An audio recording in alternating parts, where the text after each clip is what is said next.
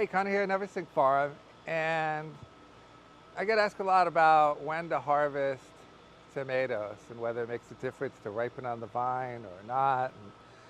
At the farm, when we send someone in to harvest tomatoes, and we do that like twice a week, for large tomatoes, like large heirlooms or beefsteak tomatoes, then we just get it at any color.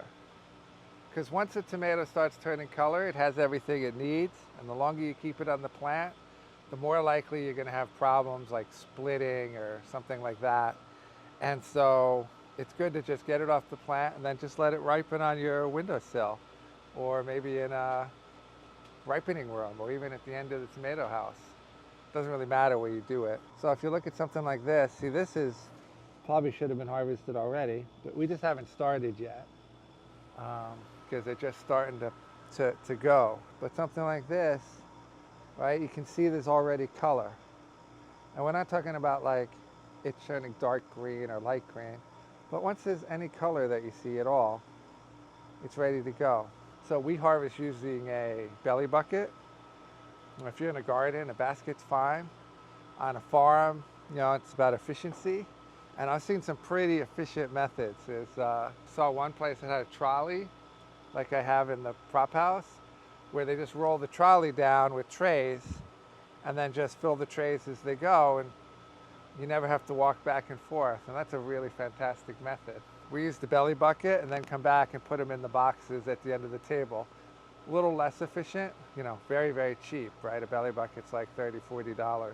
But whatever method you use, you just want to always be very careful with them and store them in a single layer and have some sort of box to do that with. For something like cherry tomatoes, which we have over here, these have to be like, you know, like 70% ripe, right? So once they have like no green on them, you know, it's like not quite finished, but there's no green left. That's kind of like when these need to be harvested, because if you harvest them too early, these actually can stop ripening. It's sort of weird with cherry tomatoes. And, you know, they don't seem to taste as good. Well, there's really no difference with a larger tomato, but these, they need to be on the vine a bit longer.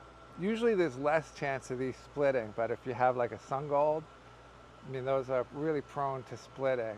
And, so you may want to push the harvesting a bit earlier, but not too early, because they'll get a weird sort of kind of translucent color to them if you harvest sun golds too early. But I don't grow them just for that reason as a farm, because they're hard to make money with. But if you do getting splitting, it's really about just making sure the water is even, right? Because what happens is if they're outside, let's say, and they're dry for a few days and then you get a big rain, sucks up a lot of water and they start to split. But really the combination of variety with even watering should stop that. When it comes to like paste tomatoes, any color is fine, right? That's perfectly fine to harvest, and it will go red. The problem I find with the paste is we put them in bulb crates because they're much tougher tomatoes. You can put them in 2 layers. Now you have to sort them before you go to market. Right, because if you bring them to market, people are going to dig through looking for ripe ones and kind of ruin all the ones that are half ripe. So those you can actually just wait a little longer so that you don't have to worry about all that sorting that needs to be done. Right, it's much easier to sort a single layer of tomatoes than it is something that is, you know, in a basket full of them. So if you enjoyed the video, like it, share it, and until next time, thanks for watching.